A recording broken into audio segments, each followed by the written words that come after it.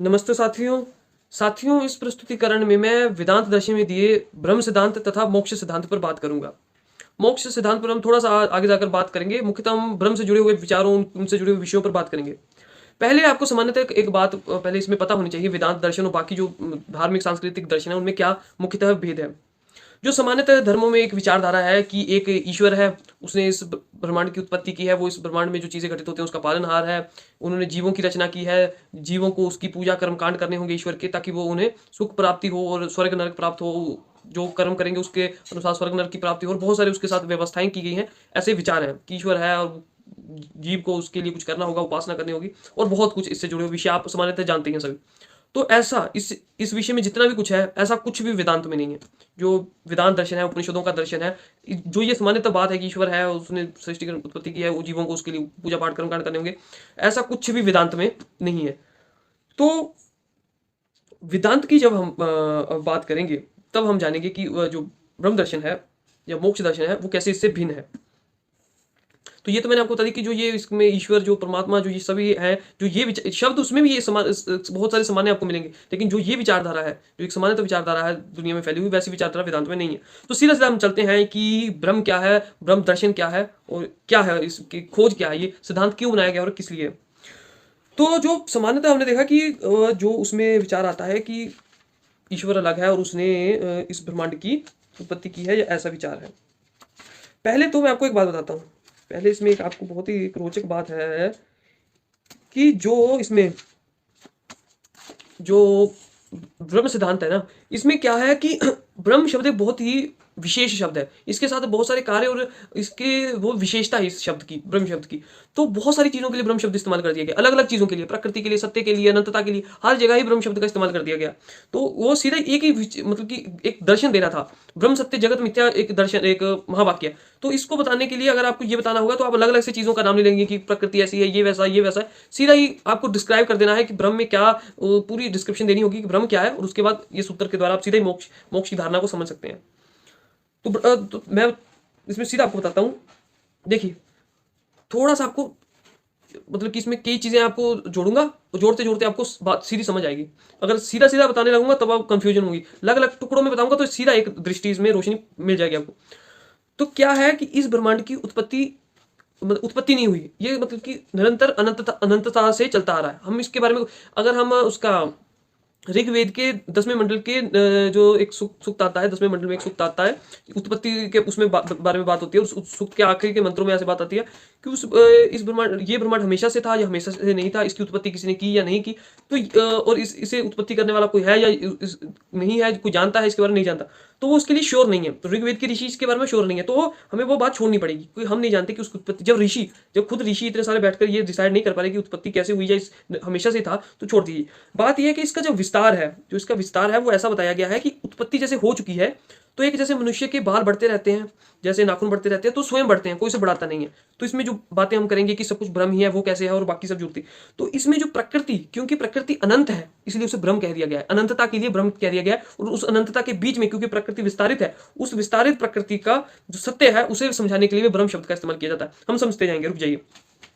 तो जो हम मुंडको उपनिषद में देखें, तो ये इसकी कौन सा मुंडको उपनिषद का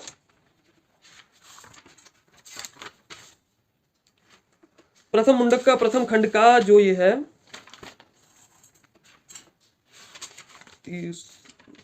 चौथा चौथा मंत्र है, मुंडक प्रथम खंड का इसका जो चौथा श्लोक है, उसमें ये वार्तालाप आई है सभी कि ब्रह्मांड की जो विस्तारता है या उत्पत्ति है, ये कैसे काम करती है। तो इसमें बताया गया कि वो जो विस्तार हुआ है वो खुद हुआ है, इसकी उत्पत्ति किसी ने नहीं की। यानी आम सामान्यता जो विचारधारा की उत्पत्ति करता है कोई, किसी ने क्रिएट किया है, क्रिएशन, वैसा इसमें नहीं है। सत्कार्यवाद आता है, जिसमें जो सूत्रों में शब्द आए हैं वो सब प्रकट करते हैं ये बात कि स्वयं उत्पत्तिशील है, खुद इसका विस्तार हुआ है। इसे शब्द क्यों ब्रह्म दिया गया है, प्रकृति को या इस उत्पत्ति को या इस अनंतता को ब्रह्म शब्द इसलिए दिया क्योंकि ये अनंत है और इसमें सत्य विराजमान है। साथ में इसमें एक बात आती है कि कई जगह ऐसी बात आती है कि ब्रह्म से उत्पत्तित हुआ, ब्रह्म से पृथ्वी की उत्पत्ति, ब्रह्म से ये वाणी ब्रह्म से उत्पत्तित हुई है, ये मन ब्रह्म से उत्पत्तित हुआ, ये आत्म ब्रह्म से उत्पत्तित है। सब चीजें ब्रह्म से, तो वो प्रकृति की बात होती है, क्योंकि प्रकृति अनंत है और सत्य वास करता है, इसलिए उसे ब्रह्म कह दिया गया। हर जगह आप ब्रह्म शब्द ही मिलेगा आपको, उसी ब्रह्म को परमात्मा, पर ब्रह्म और आत्मा के शब्दों से सुशोभित किया गया, बताया गया उस तरीके से। लेकिन जो इसमें ये बात आती है कि जहां भी आपने देखना है कि जो प्रकृति का विस्तार हुआ है, प्रकृति को ही ब्रह्म कहा गया है, उसी की उत्पत्ति किसी ने नहीं की। बहुत विशेष इसमें आपको बातें समझने को मिलेंगी, बहुत रोचक बातें समझनी पड़ेंगी ध्यान से। जैसे कि इसकी उत्पत्ति किसी ने नहीं की, वेदांत दर्शन कह रहा है। आगे और आपको बड़े मंत्र बड़े मजेदार मिलेंगे, छांदोग्य उपनिषद, कठोपनिषद में हम बताएंगे। तो वो बात है। तो इसका जो उत्पत्ति करता कोई नहीं है, जो ये अनंतता का विस्तार है प्रकृति का, इसको ही ब्रह्म कहा गया है। यानी ब्रह्म को ईश्वर सत्ता नहीं है, उसे नाम दिया गया है, लेकिन उसका जो कार्य है, जो उसकी जो कार्य प्रणाली है, जो उसका जो है, यानी कि ईश्वर शब्द जो सामान्यता है वो कुछ और है, और जो वेदांत में ईश्वर शब्द है वो कुछ और है। तो सबसे पहले आपने समझ लिया कि इसकी उत्पत्ति वेदांत में उत्पत्ति करता कोई नहीं है। अब एक और हम कठोपनिषद में जाएं, उससे पहले एक बात याद जाती है कि मान लीजिए कि अगर इस ब्रह्मांड की उत्पत्ति किसी ईश्वर ने की, तो फिर ईश्वर की उत्पत्ति किसने की? और अगर ईश्वर की उत्पत्ति किसी ने नहीं की, वो स्वयं प्रकट हुआ, तो जैसे ही आप ये कहेंगे कि ईश्वर तो स्वयं प्रकट हुआ, तो वैसे ही ये बात प्रकृति पर आ जाएगी। प्रकृति स्वयं प्रकट हुई हो सकती है। जैसे आपने कहा कि ईश्वर स्वयं प्रकट हुआ है, तो प्रकृति भी स्वयं प्रकट हो सकती है। आप कहेंगे नहीं, प्रकृति को किसी ने बनाया, तो फिर उसे किसने बनाया? अगर उसने किसी को नहीं बनाया, वो खुद प्रकट हुआ है, तो प्रकृति खुद प्रकट हो सकती है। और अगर आप कहते हैं कि प्रकृति पर बाहरी प्रभाव है, तो आप ये बताइए कि प्रकृति में ऐसा क्या है जो प्रकृति खुद उत्पत्ति नहीं कर सकती? प्रकृति में ऐसा उदाहरण देकर बताइए जो प्रकृति खुद उत्पत्ति नहीं कर सकती। एक बड़ा मशहूर उदाहरण दिया जाता है इस बात का है कि एक कुम्हार है, यानी एक घड़ा बनाने वाला है। घड़ा बनाने वाला घड़ा बनाता है, बिना घड़े बनाने वाले के घड़ा बन ही नहीं सकता। ठीक लगेगा, बात बिल्कुल सही है, क्योंकि घड़ा बिना घड़े वाले में घड़ा बनाने वाले से बन नहीं सकता। लेकिन वो घड़ा प्राकृतिक वस्तु थोड़ी ना है। इस संसार में प्रकृति को आप देखिए, घड़ा तो मनुष्य ने बनाया, मनुष्य की सोच ने बनाया, मनुष्य प्रकृति के संबंधित है। पूरे संसार में आप ढूंढिए प्रकृति में और बताइए कि प्रकृति में ऐसा क्या हो रहा है जो प्रकृति खुद नहीं कर पा रही। मान लो कि पेड़ की उत्पत्ति करनी है, पेड़ से बीज नीचे गिरा, पेड़ का बीज प्रकृति, जमीन पर गिरा, जमीन प्रकृति, पानी गिरा, पानी प्रकृति, सूरज की धूप मिली, वो प्रकृति, जितना उसने जीवन काल विस्तारित किया वो प्रकृति निर्धारित। मनुष्यों से पहले, जीवों से पहले संसार में घास पेड़ सब उग रहे थे, तो वो स्वयं से ही आगे से आगे विस्तारण हस्तांतर होते होते उसका विस्तार हुआ। तो प्रकृति की उत्पत्ति किसी ने नहीं की, ना प्रकृति को किसी उत्पत्तिकर्ता की आवश्यकता है। अब कठोपनिषद में हम देखेंगे, कठोपनिषद के द्वितीय अध्याय के प्रथम वल्ली के 11वें श्लोक को हम देखेंगे। कठोपनिषद द्वितीय अध्याय प्रथम वल्ली के 11वें श्लोक में देखेंगे कि सब कुछ, उसमें बात आई है कि सब कुछ उसी का स्वरूप है, या परमात्मा से भिन्न कुछ भी नहीं है। जो यहाँ भिन्नता की झलक देखता है वो मृत्यु से मृत्यु को प्राप्त होता है। अब हम छांदोग्य उपनिषद में भी, मैं इसमें देख लूँ, छांदोग्य उपनिषद में भी यही बात आई है। छांदोग्य उपनिषद इसका तीसरे अध्याय का चतुर्थ, हाँ, चौथे खंड का पहला मंत्र, ठीक है, ये संपूर्ण जगत निश्चय ब्रह्म स्वरूप है। तो क्या है इसमें बात, जो वेदांत में है ईश्वर की खोज नहीं हो रही। जैसे कोई ईश्वर की उपासना करेंगे, वो भी आगे बात करेंगे, जब मोक्ष सिद्धांत पर बात आएगी सब बातें उसमें हो जाएंगी। तो वेदांत दर्शन में किसी ईश्वर की खोज नहीं हो रही, इसमें ईश्वर है ही नहीं। ईश्वर कहा कैसे जा रहा है? सत्य को कहा जा रहा है। सत्य और एक व्यक्तित्व में कितना फर्क है? सत्य एक विचारधारा, एक सत्य की चीज है कि सत्य क्या है। तो अब ब्रह्म शब्द बहुत खास शब्द है, क्योंकि जो उत्पत्ति हो रही है इस प्रकृति में, ये अनंतता से जुड़ी हुई है। इसमें जो सत्य फैला हुआ है वो भी, वो जो सत्य है उसी की खोज है, क्योंकि उसके अलावा कोई सत्य नहीं है। अब हम सीधा मोक्ष की ओर फिर बढ़ जाते हैं। जब ये बात आ जाएगी तो हम सीधा भी उस पर बढ़ जाएंगे। तो इसमें दो बातें आती हैं, क्यों ब्रह्म की जरूरत है, ब्रह्म शब्द की जरूरत है, और क्यों, और इसमें जो मोक्ष बात आती है वो क्यों है। क्योंकि जैसे हम ब्रह्म के बारे में जानेंगे कि ब्रह्म की क्या जरूरत है, फिर सीधा ही प्रश्न आ जाएगा कि फिर जो वो जीवन यापन किया फिर उसका क्या अर्थ रह जाएगा। इसमें निर्लंब उपनिषद निकालने दीजिए।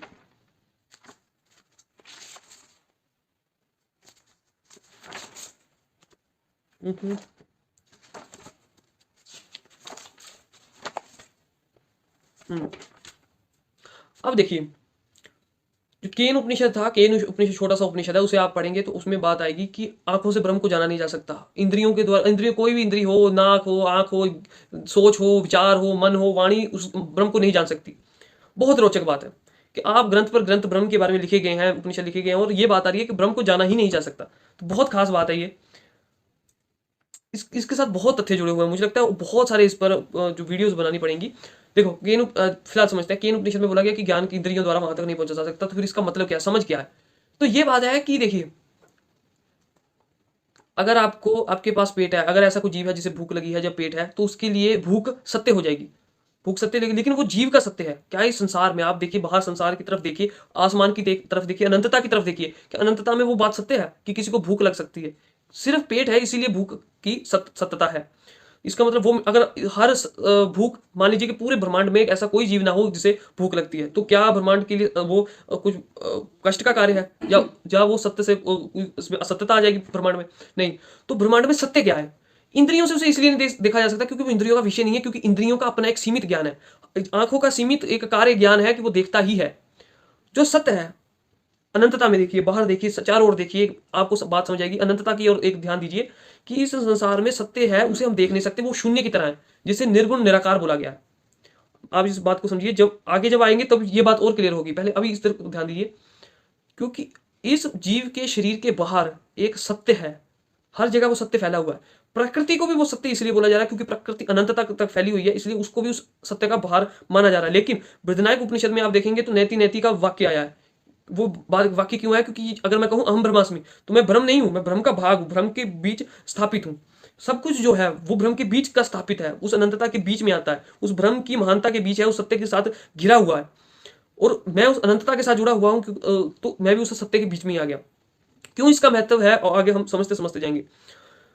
तो जो बाहर सत्य फैला हुआ है, जो असल में सत्य है, ये इंद्रियां तो बांधती हैं, ये बंधन में है, आंखें बंधन में है, इसका एक सीमित ज्ञान है, वो मुझे ज्ञान देती है, उसकी वजह से मैं सीमित ज्ञानता में फंसा हुआ हूं। लेकिन जो बाहर है उसे शून्यता इसलिए कहा जाता है कि ऐसा नहीं कि कुछ है नहीं, ये दिख तो रही है प्रकृति, तो अगर कुछ अनंतता में है, इस विस्तारित है, तो उसे शून्य इसलिए कहा जाता है क्योंकि इंद्रियों का विषय नहीं है, वो शून्यता को ही देखेंगे। तो केन उपनिषद में जब ये बात आई कि इंद्रियों से उसे जाना ही नहीं जा सकता, तो बात पता क्या हो रही है कि आपने इंद्रियों का निषेध करके को शून्यता में जाना है, अनंतता में। उस अनंतता में क्या सत्य है, क्या असत्य है, उसका हमें फिक्र नहीं करनी, क्योंकि हम जब शून्य में हो गए तो हमारे लिए सत्य असत्य दोनों ही मिट गए। हम आनंद स्वरूप सत्यचित आनंद में आ गए, हम सत्यता में आ गए। ना वहां सत्य रहा, ना असत्य रहा, ना जानने के लिए कुछ रहा, ना छोड़ने के लिए कुछ रहा, ना विषय रहा, ना विकार रहा, सब खत्म हो गया। तो ये बात आती है, अब आती है मोक्ष की बात। सीधे हम चलते हैं ब्रह्म सत्य जगत मिथ्या सूत्र पर। निरालंब उपनिषद है, ब्रह्म सत्य जगत मिथ्या। अब ये जानिए कि मिथ्या क्या है, जो ब्रह्म सत्य जगत मिथ्या। चलो ब्रह्म को जान लेते हैं, ब्रह्म सत्य क्यों है। मैंने जैसे आपको बताया कि ब्रह्म सत्य, अब ब्रह्म क्या क्या है, जैसे आपको कठोपनिषद में, छांदोग्य उपनिषद में बताया कि ये प्रकृति जो है, जो अनंतता तक फैली हुई है, ये भी सत्य है। जो ये ब्रह्मांडीय निराकार आकाश शून्य शून्य है, जो निराकार अनंतता तक फैला हुआ है, ये भी ब्रह्म है। सब कुछ ब्रह्म है, जीव भी ब्रह्म है। इस प्रकृति से हम निकले हैं तो हम भी इस प्रकृति का भाग ही है। अहम ब्रह्मास्मि त्वत्वमसि, सब कुछ ब्रह्म ही है। तो ब्रह्म तो सत्य हो गया। तो क्या क्या सत्य, यहाँ लिखा है ब्रह्म सत्य, तो क्या क्या सत्य हो गया? ब्रह्मांड सत्य हो गया, अनंतता तक सब कुछ फैला हुआ, सब कुछ सत्य हो गया। अब ब्रह्म में भी दो आती हैं चीजें। एक तो ब्रह्म है ये ब्रह्मांडीय काश, ये जो आपको ब्रह्मांडीय काश है, जो निराकार है, अनंतता तक फैला हुआ है, एक तो ये ब्रह्म है। और एक है ये जो प्रकृति की शक्ति द्वारा जगत आ गया है, ये असत्य है। असत्य की इसलिए कहा जाता है कि मान लीजिए कोई पेड़ है, 200-300 साल के बाद वहां नहीं होगा। मान लीजिए कोई सेब रखा है, कोई फल रखा है, कोई फूल रखा है, कोई जीव है, तो वो एक समय के बाद गायब हो गया। आपने कहा कि वो है, लेकिन वो नहीं रहा, तो वो असत्य हो गया। तो हमेशा के लिए सत्य नहीं रह जाता। जगत सत्य है, जगत सत्य है, परंतु जो उसमें चीजें उभरी हुई हैं वो असत्य हो जाती हैं। वो असत्य हो जाती है तो हम ये नहीं बोल सकते कि सत्य असत्य है। एक ही शब्द दिया गया है कि वो असत्य हो जाती, असत्य है, असत्य हो जाती है। ये चेंजेबल है, संसार क्षणिक भर है, चेंज हो जाता है, असत्य हो जाता है। तो ब्रह्म सत्य है। ब्रह्म क्या सत्य है? प्रकृति सत्य है, संसार सत्य है, सब कुछ अनंतता तक सब कुछ सत्य है, हर जगह ही सत्य, वो सत्य फैला हुआ है। वो इंद्रियों से देखा नहीं जा सकता, वो शून्य उसे कहा जाता है, उसे निराकार निर्गुण कहा जाता है, लेकिन वो है, वो सत्य है। वहां पर सच झूठ नहीं है, सही गलत नहीं है, सब अनंतता में सत्य शुद्ध है। अब कहा गया जगत मिथ्या। अब मिथ्या क्या होता है? मिथ्या वो होता है कि जो होता नहीं है लेकिन हमें लगता है। तो जीव की इंद्रियों द्वारा जो भी महसूस किया जाता है, जो भी आपने अभी इसमें निरलंब उपनिषद में बात आई है, बुद्धि तथा इंद्रियों द्वारा जगत की सत्यता तथा माया द्वारा जो ये कल्पित है, वो जो ये संसार है, उसे ग्रहण नहीं करना चाहिए। तो मतलब कि क्या है, जो आप सोचते, जो आपका अहम है, यानी कि जो आपका विचार है कि मैं हूं और आप विचार कर रहे हैं, ये जो विचार है ये कल्पना मात्र है, ये स्वप्न है, ये सपना देख रहे हैं। जैसे एक सोया हुआ व्यक्ति होता है, किसी को सपने में या नींद में चलने की आदत होती है, तो वो उसके लिए सत्यता नहीं है। वो सोया हुआ है, उसके लिए वो सत्यता नहीं है, लेकिन वो चल रहा है, हमें लग रहा है वो सत्य हो रहा है। तो वैसे ही हम भी सपना कल्पना देख रहे हैं, लेकिन जब हम चीजें हिला लेते हैं तो हम उस व्यवहार के साथ जुड़ जाते हैं। जब हम देखते हैं कि संसार जैसा मैं विचार कर रहा हूँ वैसे चीजें घटित हो रही हैं, तो वो जो सपने जैसी चीज है, कल्पना जैसी चीज है, वो हमें सत्य लगने लगती है, उसके साथ हम जीने लग जाते हैं, उसके साथ विचरण करने लगते हैं। मान लीजिए एक फूल है, आप कहते हैं कि फूल सुंदर है। अब जो फूल तो फूल है, लेकिन वो सुंदर तो न कल था, न आज है, न अभी है, न कभी था। आप कहते हैं कि मैं पढ़ने में बहुत अच्छा हूं, तो वो आपका सिर्फ विचार है कि आपने लिखा हुआ पढ़ लिया, आप इन आंखों द्वारा, इंद्रियों द्वारा आपने पढ़ लिया, आपने सुना दिया, तो आप, और वो सत्यता में दिख रहा है सबको कि ऐसा आचरण हो रहा है, तो आपको वो सत्य लगने लगता है। लेकिन अच्छा जैसा कुछ नहीं होता, वो सब आपके मन का विचार है। मान लीजिए कि दो व्यक्ति बैठे हुए हैं, एक व्यक्ति कहता है कि पत्थर उड़ रहा है, पत्थर उड़ रहा है, तो वो उसने मन में विचार किया कि पत्थर उड़ रहा है, लेकिन वो सत्यता में उड़ नहीं रहा। तो वैसे ही जो मनुष्य है, जो भी उसने विचार किया, उसे लगता है कि वो सत्य आचरण में आ गया, या उसने वो सत्य में कर लिया कि ये गुण सत्य हो गया, लेकिन वो गुण सत्य नहीं होता। जो ये जो शब्द आया कि ब्रह्म सत्य जगत मिथ्या, क्योंकि ब्रह्म सब कुछ ही सब हर चीज को ब्रह्म ही कहा गया है। तो जो ये बात है कि जो जो मिथ्या है, जो वो जो आचरण हो रहा है, वो जो चीजें हैं वो तो सत्य हैं, लेकिन जो आचरण है, जो उसके ऊपर जो सोच है, वो मिथ्या। अब देखिए, इस जब हम ये समझ लेते हैं कि मिथ्या है, तो इसमें डिस्क्रिप्शन आया है कि वे मिथ्या किस तरह काम करती है, आप किस बंधन में है, वो मिथ्या किस तरह कार्य करती है। तो इसमें जो निर्लंब उपनिषद में आपको बताया जाता है कि ये जो रिश्ते हैं, ये बंधन है, ये उस मिथ्या का ही काम है। ये जो मनोकामना की पूर्ति के लिए आपने जो मूर्तियां बनाई हैं, इसकी जो पूजा पाठ करते हैं आप, वो बंधन है, वो मिथ्या है। जो ये वर्णों में आप घिरे हुए हैं, जो ये यज्ञ व्रत तप दान विधियों में फंसे सब, वो है मोक्ष तक की जो विचार है, ये बंधन है। जो ये संकल्प मात्र से जो कुछ संभव है, वो सभी बंधन स्वरूप है। तो ये बात है मोटी मोटी जो इसमें बात है। अगर हम ज्यादा विचारों या शब्दों में ना फंसे, तो हम सीधा सीधा इस विचार पर आ सकते हैं कि ब्रह्म सत्य जगत मिथ्या। ब्रह्म सत्य जगत मिथ्या जब हम समझते हैं, तो सब कुछ चीजें डिफाइन हो जाती हैं। ये एक सूत्र द्वारा ही सब कुछ डिफाइन हो जाता है। ब्रह्म सत्य है। ब्रह्म क्या है? प्रकृति भी ब्रह्म है। हर तरफ जो सत्य फैला हुआ है, जो इंद्रियां हैं, वो तो अज्ञानता और बंधन है, और कम एक निश्चित गुण वाली ही है। आंखें काम देखना ही है, वो सूंघ नहीं सकती। तो ये इंद्रियां बंधन में बांधती हैं हमें, और वो सत्य को नहीं देख सकती। जो निराकार निर्गुण सत्य है, या शून्य सत्य है, इस ब्रह्मांड का अनंत अनंत सत्य है, उसको इंद्रियां नहीं देख सकती। तो वो सत्य हर जगह फैला हुआ है, प्रकृति अनंतता में है, हम उसमें है, तो हम ब्रह्मास्मि तत्वमसि का सूत्र आया। तो जो सामान्यतः लग विचार है कि एक परमात्मा है, उसकी भक्ति भुक्ति करनी पड़ेगी जीव को, तब उसे सुख की प्राप्ति होगी। लेकिन जो वेदांत में है, वेदांत में क्या है कि सब कुछ ही सत्य है, इसमें किसी मोक्ष की हमें उसमें उसकी जरूरत नहीं है। एक उपनिषद है, इसमें सर्वसार उपनिषद, उसमें आखिर के मंत्र में ये बात है कि मैं शरीर नहीं हूं, तो फिर मेरा जन्म मरण कैसे हो सकता है? मैं प्राण नहीं हूं, तो मुझे ये प्राप्त हो सकता है? मैं मन नहीं हूं, तो मुझे शोक और मोही कैसे हो सकता हूँ? मैं करता नहीं हूं, तो फिर मेरी मुक्ति और बंधन कैसे हो सकता है? इस बात को कि जो बंधन या मुक्ति में कैसे मैं फंस सकता हूँ, ये सीधी बात। जैसे ही ब्रह्म सत्य जगत मिथ्या, जगत मिथ्या यानी कि जो है नहीं संसार में, हम उसमें ही फंसे हुए हैं। जैसे कि निर्लंब उपनिषद में बात आई है कि शरीर और आत्मा की जाति नहीं होती, शरीर और आत्मा की जाति नहीं होती। तो सीधी सीधी इसमें बात आ जाती है कि ये जो चीजें हैं, ये बनावटी हैं, व्यवहारिक हैं। इस संसार में जो कुछ भी है माया रूप है, यादों का ढेर है, विचार है, कल्पना है, स्वप्न की तरह है। सत्य केवल एक ही है, वो है, उसको हम जान नहीं सकते। उसे एक अनंतता कहा गया है।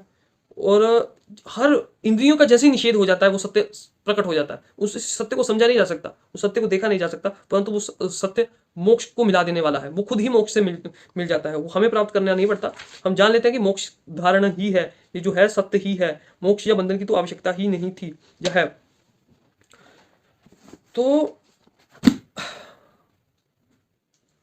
सामान्यतः हमने बात ये समझी कि वेदांत में जो दर्शन है, वो ये कहता है कि यहाँ कोई उत्पत्ति करता नहीं है, खुद विस्तार हो रहा है, सब कुछ अपनी तरह से कार्य होता रहता है। इस संसार में चीजें चेंजेबल है, इसलिए इसे असत्य की संज्ञा दी जाती है, जगत को नहीं, उसकी वस्तुओं को। हर जगह सत्य फैला हुआ है, और जो प्रकृति है वो भी अनंतता तक फैली हुई है। तो उस विशेष शब्दों को जोड़ते हुए ब्रह्म शब्द दिया गया। और इंसान जो विचार करते हैं, वो कल्पना है, या विचार जो भी उसके मन में जो उसने यादें इकट्ठे कर रखी हैं, या जो भी जैसा भी जीवन यापन है उसका, जो उसका नाम है, रूप है, जो उसके अंदर विचार है, सब एक स्वप्न कल्पना है जो दिमाग में मिथक रूप में जमा हो गई हैं, जिसे वो सत्य समझता है। लेकिन सत्य केवल वो शून्य, इन इंद्रियों के परे है सत्य। उसे जो मर्जी नाम दे दो, वो सत्य है, फैला हुआ है। उसे वो सत्य जैसा मर्जी है, उससे जाना ही नहीं जा सकता। लेकिन वो इस इंद्रिय ये इंद्रियां सत्य नहीं प्रस्तुत करती। ये इंद्रियां माया से, यादों से घिरकर मिथकता प्रस्तुत करती है, वो चीज प्रस्तुत करती है जो है नहीं, जो मिथ्या है। मिथ्या क्या होती है? जो होता नहीं परंतु हमें लगता है। जैसे फूल है, वो सुंदर नहीं है लेकिन हमें सुंदर लगता है, तो वो सिर्फ हमें ही लग रहा है। इंद्रियों के बाहर जैसे आप जाएंगे तो शून्यता फैली होगी। अगर आप अपने इंद्रियों से, जैसे आप पूरी इंद्रियों को छोड़ दीजिए, तो आपको फूल सुंदर नहीं लगेगा, वो सिर्फ अस्तित्व का एक धारक लगेगा। और अगर आप, और कोई ऐसा जीव नहीं है जो उस अनंतता को देख सके, क्योंकि वो अनंतता, ये ब्रह्मांड हमेशा से ही फैलता जा रहा है, हमेशा से ही। तो इसकी अनंतता कहाँ तक होगी? आप बोलेंगे आसमान मैंने कहा कि ये जो एक साकार ब्रह्म है, साकार ब्रह्म है ये संसार प्रकृति जो ये फैली हुई है, और एक है निराकार ब्रह्म जो ये ब्रह्मांडीय आकाश है। तो आप देखेंगे कि ये ब्रह्मांडीय आकाश ब्रह्म है नहीं, उससे भी अनंत है। आप कहेंगे इतनी आकाश गंगाओं वाला ब्रह्मांडीय आकाश निराकार ब्रह्म है, मैं कहूँगा उससे भी ज्यादा है। तो वो जो ये जो निराकार फैला हुआ है, ये जो आकाश है, ब्रह्मांडीय आकाश है, ब्रह्मांडीय स्वरूप निराकार आकाश है, ये अनंत तक फैला हुआ है। ऐसे आकाश बोलेंगे तो सीमित हो जाएगा, वो फिर उसका भाग ही रह जाएगा केवल। तो और इसमें जो पूजा पाठ कर्म कांड की बात है कि पूजा कर, आप निरालंब उपनिषद देख सकते हैं। उसके अलावा जो अद्वैत आदि शंकराचार्य का अद्वैत, वो भी देख सकते हैं। सिर्फ पूजा पाठ कर्म कांड नहीं, जितना भी कुछ इंद्रियों द्वारा आपने किया या करते हैं आप, सब मिथकता है, सिर्फ माया है, उसका कोई सत्य आधार नहीं है। कुछ भी करेंगे आप, वो इंद्रियों द्वारा सत्य होगा। ठीक है, ये उपनिषद ज्ञान है, ये ऋषियों का ज्ञान है। और जो जिसे कहा जाता है कि जो पूर्ण जन्म हो गया, उसकी जरूरत ही नहीं है, क्योंकि मोक्ष तो मिला ही हुआ है। और जैसे कहते हैं कि पूर्ण जन्म होता है स्वर्ग नरक, ऐसा कुछ नहीं है, आपको मोक्ष मिला ही हुआ है, सब कुछ ब्रह्म ही है। छांदोग्य उपनिषद उठा लें आप, कठोपनिषद, कोई भी उपनिषद उठा लें, अलग अलग उपनिषदों में व्याख्या करते करते करते यही बात निकल आती है कि सब कुछ ब्रह्म ही है। जब सब सत्य ही है, ब्रह्म को मोक्ष की क्या आवश्यकता है? और जो सत्य एक ही है, उसके अलावा सब मिथकता है, सब माया है, सब जो ब्रह्म सत्य जगत मिथ्या। जो मनुष्य का विचार है वो एक स्वप्न की तरह है, एक कल्पना है।